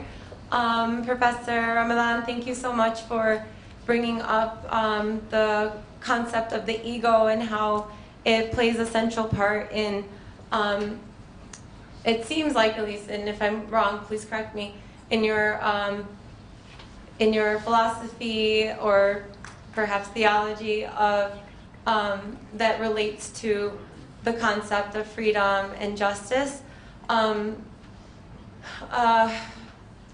And I believe it was a couple of days ago when you also mentioned, which I really appreciated, that when we are studying the Quran is a way to know how to engage with the world.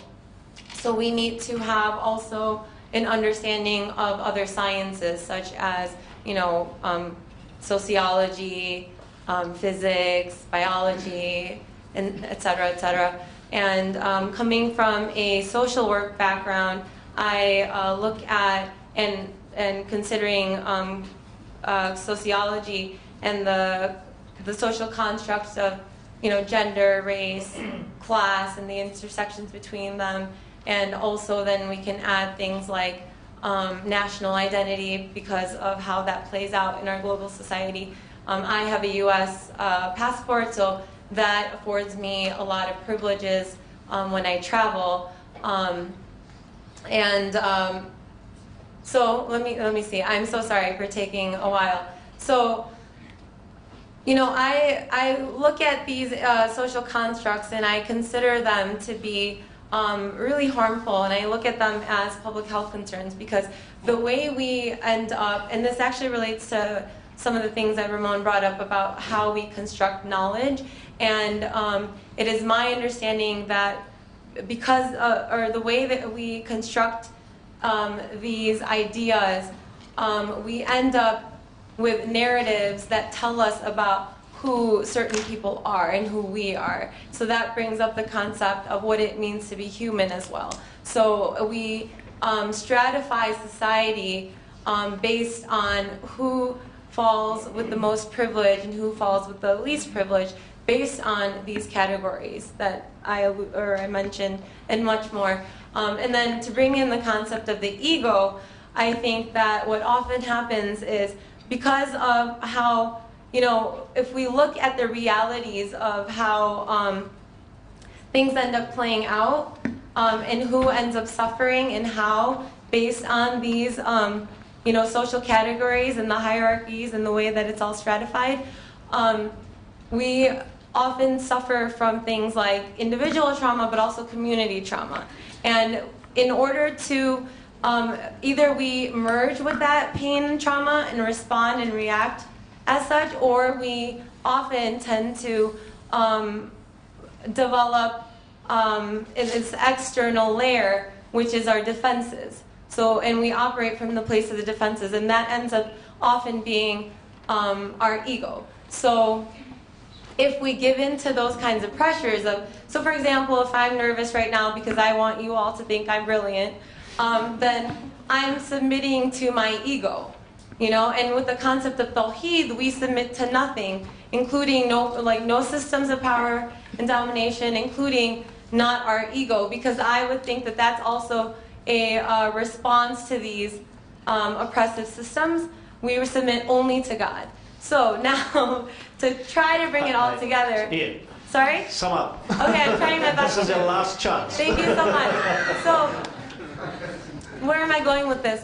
I'm actually trying to bring it with, I'm trying to bring it all together, and I wish I would have had more time to formulate this thought. But my question actually relates to, unfortunately, things we brought up a little bit earlier about the concept of, gender, and that women and Muslims often get stuck on this concept of gender. And the concern that I have is that, we are, if as a woman, I wouldn't have wanted to talk about this, but because it came up again, it's like I have to respond to it because I have to deal with my lived reality. And so I would want to know what is your understanding of.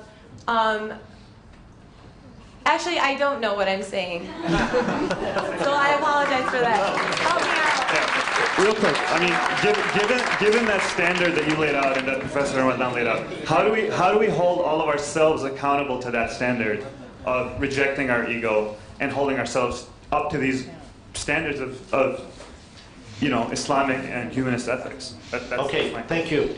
Thank you, and sorry for destructing your thought process.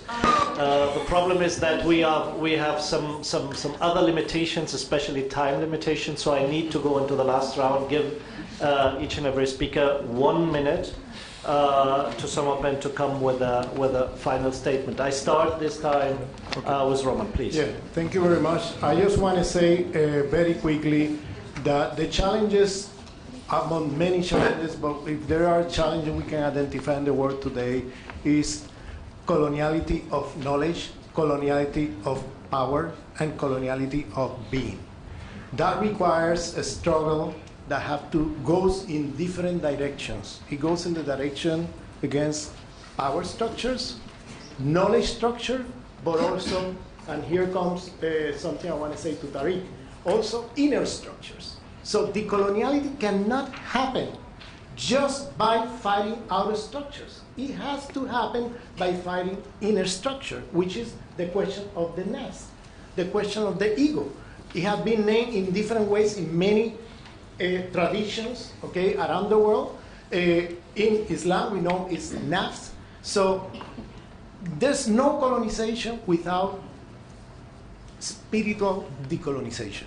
We have sick egos, and if we don't work with our egos, we're going to face the problem of everything we're fighting against, bringing back all the monsters against which we're fighting against, okay, back to work, okay? So if we dedicate ourselves to fight outer structure without dealing with our inner structure, we become Marxists, okay? And that's the great failure of Marxism of the 20th century, thinking that by transforming outer structure, you were sooner or later transform inner structure as a kind of deterministic movement, okay? That didn't happen. Not only they didn't transform the outer structure, the inner structure, they didn't transform the outer one. It got corrupted, the whole thing, because the question of the nest is a fundamental question in decoloniality. We never leave that on the side. When I was questioning there, the question of justice vis-a-vis equality was in relation to a particular priority given in certain debates about gender, where you put the value of equality over the value of justice, and then you end up with models that are equal but unjust, okay? And so here is where the traps that happen with many Western women, and in the name of liberation, end up working now 16 hours a day instead of 8 hours a day, okay? Because the question of justice is not addressed. It's the question of equality in a very abstract way and in a very crazy way, okay? Justice is left through the back door, okay? So I think that the question is that in order to transform the outer world, okay, it's not enough just to do that. It's also important to deal with the inner structure. If you dedicate yourself to transform outer structure without inner structure, you're a Marxist. If you dedicate yourself to transform inner structure without dealing with the outer structure and the injustices of the outer structure, you become New Age. Okay? And so here is where I think the decolonial move comes as a call of attention to this, but you don't need the decolonial move necessarily, because the decolonial move is already there in many traditions, including Islam, that has always remembered that not only you have to struggle to transform the world for a better world, but also to transform yourself into a better human being. And the two things go together and go at the same time. You don't go and isolate yourself from the world and leave the structures of the world intact, okay? You are doing both things at the same time. And that, I think, I call the decolonial project. It's a decolonization of power, knowledge, and inner structure. That is the sick egos we all carry on from the structures of the system. That's it.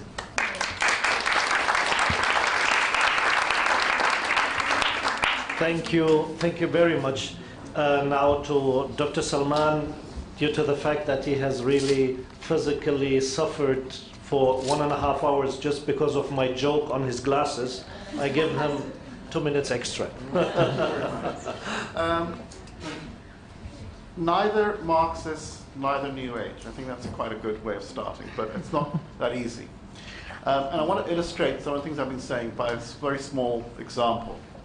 Tariq and I just disagreed on a reading of Machiavelli. Yeah? Two people who have a lot in common. We actually lived very close to each other in London. We have many, many things in common. Yeah? But we disagree on a reading of Machiavelli. So how should we decide this? I could always ask you for a vote. And that would be one way. But the losing side would probably say, those who voted are probably ignorant, they don't know what they're doing, and we don't know whether you're voting for charisma or knowledge, and we don't know who's got what. Yeah? So it could be that way. I could say that I could suspect that Tariq is driven by base motives, or he could suspect that I'm driven by base motives. Or we could say that maybe it's our ego which is giving us wrong information, and that if our heart was pure, more importantly, if Tariq's heart was pure, his reading of Machiavelli would agree with mine. But, of course, Tariq would think the same, yeah? But I have no way of knowing this. But also, I could do something else. I could tell you, let me quote a Machiavelli phrase for you. I could say, Machiavelli says, is it better to be loved, or is it better to be feared? And of course, everyone says what he says is better to be feared. But I say, aha, but if you read very carefully, he says it's better to be loved. The trouble is, you can't guarantee love. So he actually still prefers love, but he recognizes that in the absence of love, you have to have something else to keep together. Now, the reason I'm saying is this is a game that we could play all day long. Yeah? And if anyone knows, The Prince is a very small book. Yeah? So, what rests upon that? Yeah? And this is why I think that kind of disagreement, while it's entertaining and engaging, but really that disagreement only matters, not because of the scholarship or otherwise of this, but because the disagreement about the reading of Machiavelli allows us to make a broader point about maybe what are some of the differences between some of the things we're trying to say, even though we're talking about things in a very, we have similar kind of intentions. And one of those is this, that I think, and I'll make this point very quickly. I agree that without the ethical, there is no society worth living. That you need the ethical as a critique of whatever social arrangements are there. But I also believe it's very dangerous to make the ethical the content of any society. It's simply not possible to do so, and in doing so, all you end up doing is saying something like, to disagree with me is not only just to have a disagreement, but it is to be an evil person. So in a sense, I would have to say, if I was being ethical, that the reason why me and Tariq disagree on this reading of Machiavelli is not because we have difference of opinion or we come to different conclusions, but because Tariq is satanic and I'm not. It should be obvious to everyone. Now, of course, this would not help. But this would not help. By the way, if anyone's quoting this, I don't really mean this. I don't want to hear the newspaper accusing you of Tariq. I just want to say, I have a lot of respect and affection for Tariq, so I just want to make that clear if there's any people writing up there. But the reason I'm saying is this, that look, this is what is important. We cannot, there is a tendency in us to say, look, if people were good Muslims, if we could make them good Muslims, if we can show them that, things will get better. And what I'm trying to beseech with all my power that I have available to me is this is not where the problem lies. And let me finish with just one example. We are quite often used to the phrase that the Quran is our constitution. Yeah? And everyone says, either you say, yes, of course, or you say, no, it's a terrible idea. I think it's important to recognize why that idea is terrible and why it's necessary in a way. The idea of a constitution is actually also the idea of formation of a people. So in a way, the Quran, of course, is our constitution because it forms Muslims. But at the same time, it can't be the rules of procedure. It can't tell us anything else. And we always have to have the Quran outside any constitutional arrangement. So whatever injustices, lack of freedom, cruelty that may creep up can always be questioned by reference to the Quran. The Quran has to exceed any moment of its materialization in any legal framework or code. And in fact, that's what it does. However you may like it, all these Islamic republics, all of them are always open to the critique of the Quran. This is why I think we have to distinguish two things, which often get lost. The attempt to try and cure and understand the problems that Muslims face as problems of bad conscience, problems of ego, and understand them as social problems. And I guess I'm more of an optimist than most people. I think most Muslims are as good or bad as I or Tariq. And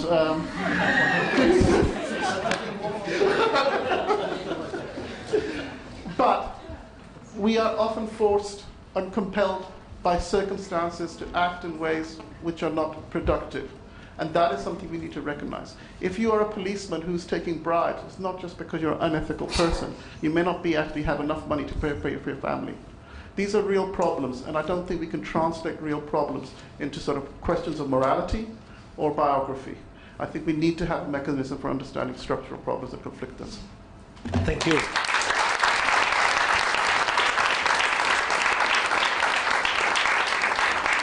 Very much, Dr. Salman. Now, Ahmed. Yeah. Give him a break. He needs to prepare himself for a proper response. Yeah. Now, I think we realize we have been in agreement and disagreement here on the panel, and I think we agreed on a pretty lot of things. We agreed that there is no magic solution for issues relating to state power and politics, obviously. We also agree on the need to decolonize, so to escape the biases of the knowledge we all already possess or we are going to possess.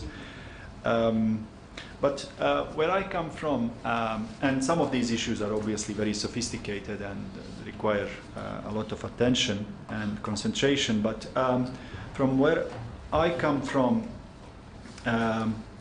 significant set of problems or large portion of problems relating to state power and politics, I think have to do with very basic teachings of ethical teachings of Islam and Christianity. Of course, to say ethical doesn't mean that I don't advocate putting them in proper procedures or laws or whatever, you know, and you know, most of our problems that we have with our states, with our with politics in Eastern Europe have to do with very simple things like don't cheat, don't steal, don't do to others what you don't like to be done to yourself, or very important, do no aggression, do not commit aggression against the others. So while I appreciate sophisticated discussions about, you know, problems you might have in your societies, in our part of Europe, it boils down to very simple things. Yeah. So that's all I have to say. Thank you very much, Dr. Ahmed Alibashij. Now, final statement of Tarek, please. Yes, just a reaction to what Salman was saying. No, because I think we disagree on our reading of Machiavel, but what you were just saying about all in fact, the conclusions or the understanding that you are drawing out of this, we completely agree. I completely agree with that, as much as I agree with also what Ramon was saying about this internal or inner liberation and things that you were advocating and saying that the inward, outward are connected. What I would say, and once again, I also agree with what Dr. Ahmed was saying about the fact that sometimes there are also very simple ethical references that we have to keep in mind, and they are very essential in our daily life. Now, just to come back to what you asked, and this will be my conclusion here. You know, I'm from an Islamic perspective. For me, in the vision that I have in my concept of death and life. And once again, I start with death because for me it's very essential to the liberation process. الذي خلق الموت والحياة ليبلوكم أيكم أحسن عملا. Look at the way it's structured here in the Quran is He created death and life in order for Him to know who are acting or behaving in the best. So the way we behave in life has to do with our understanding of death and life, and the verse starts with death. And for me, when I am speaking about Tawheed, it's not as it was understood, or if it was understood because of the way I was speaking, I was not expressing myself in the right way. To say La ilaha illallah as a concept of death and life is not from the very beginning when you say this detachment and that you are beyond your ego. That's not what Tawheed is all about. Tawheed, as to our understanding, is an ideal and a process. You say, La ilaha illallah, and then you come back to yourself. And it's a process where you have to struggle to liberate yourself, which is the very essence of what? Of jihad. This is why any discussion, any discourse in the West trying to dissociate the Muslim, La ilaha illallah, jihad and sharia, for me is a problem. Why? Because the sharia is the way towards faithfulness, and you cannot be faithful to the very essence of Tawheed without jihad. Jihad understood as two things, a double movement, which is resistance and reform. But resisting what? And this is why the first is to resist your ego. And why I'm saying this? Because the world culture today is a culture of ego. It's taking the natural.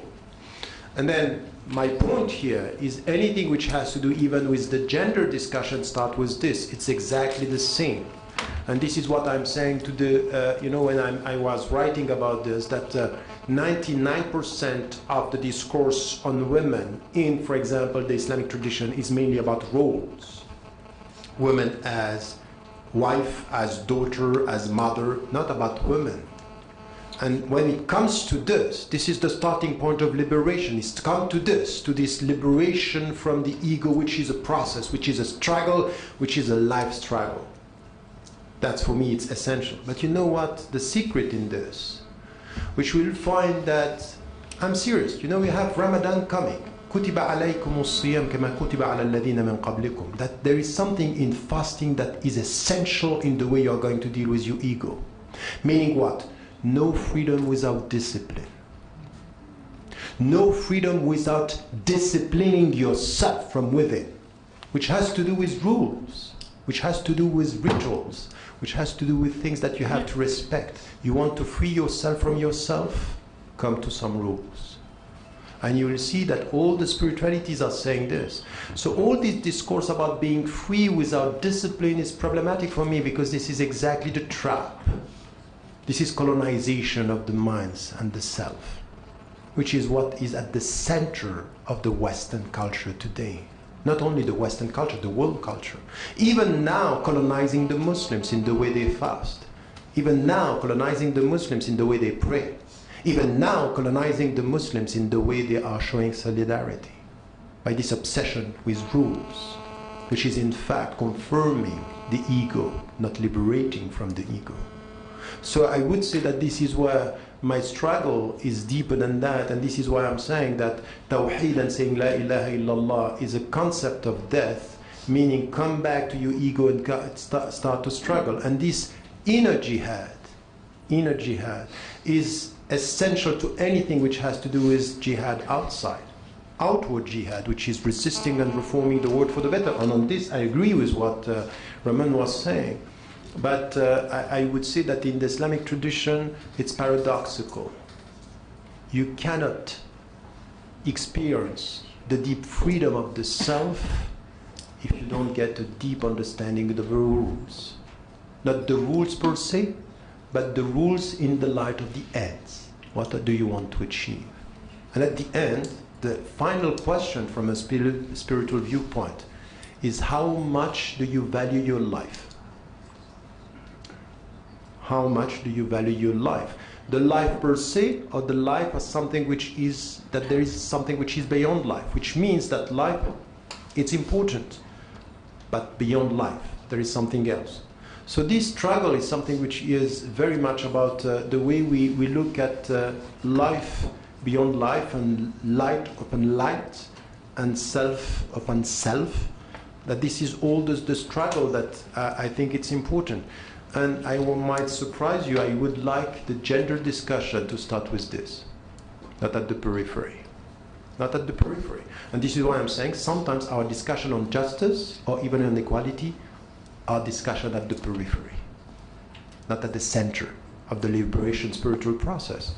So it's not only words, it means to start with this and to be able to question the legal tradition coming out of that, in the name of what I understand as the very essence of Tawheed, the very essence of liberation.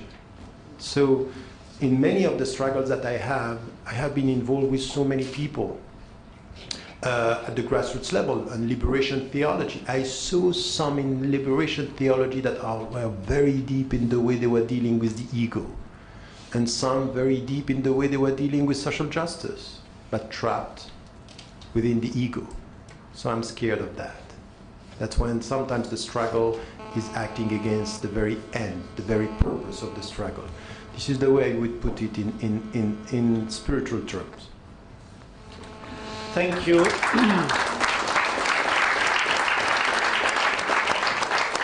Thank you very much. We have now 9:02. That means 32 minutes of delay. This is part of my Egyptian heritage. No one has answered my question on whether the future is just China becoming the new superpower, starting a new chapter of colonialism, and will end the short pluriversal time in history we may be living today. But I think we had really a very interesting evening. I want to apologize to everybody that I may harmed with comments. And I want to thank, first of all, the audience, but also all the speakers. And all the visible and invisible who made this, this session possible. Good evening to everybody. And have a good way home back to wherever you came from. Assalamu alaikum wa rahmatullah.